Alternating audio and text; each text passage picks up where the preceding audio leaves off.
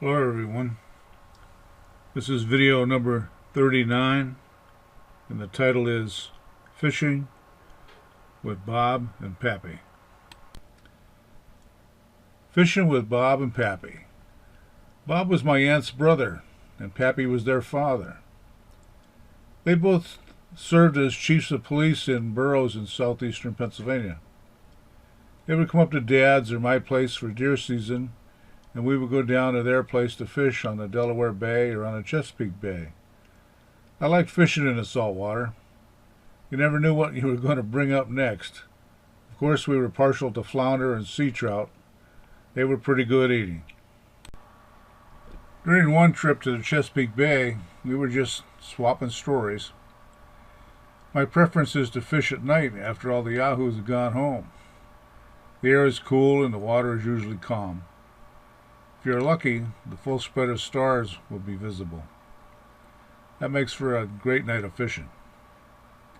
I asked Bob why they don't fish at night. He told me that they usually did fish at night until something happened that changed their mind. Pappy was a pretty big man.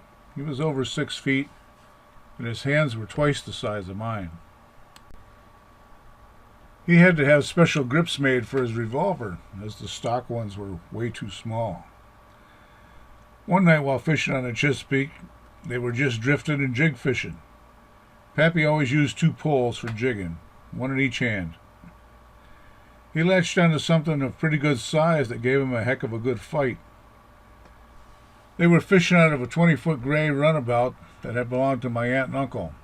It was the Kathy II, named after their firstborn. That night was one of those perfect nights for fishing. It was a clear moonlit night with all the stars and calm water. Pappy was holding his own with the large critter that he had hooked. Bob told me that when it got close to the boat, it came up and out of the water. Then the sky went dark. Pappy had battled a giant ray right up to the boat. When it came up and out of the water with wings spread, it was bigger than the boat. Bob grabbed his knife and cut the line, and they watched the giant ray return to the depths. No more night fishing for them. All of us have had our turn with seasickness during various trips. My friend Lou was very quiet for a while. I asked him if he was okay. As soon as I did, I saw his cheeks turn a light green, and he was chumming.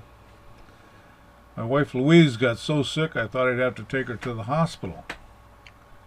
I was fairly lucky. The water was rough and didn't bother me that much, until I looked into the calm water of the bait pail.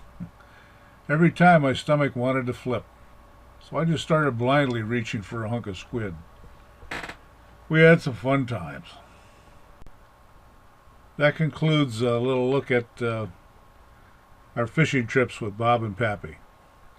All the best.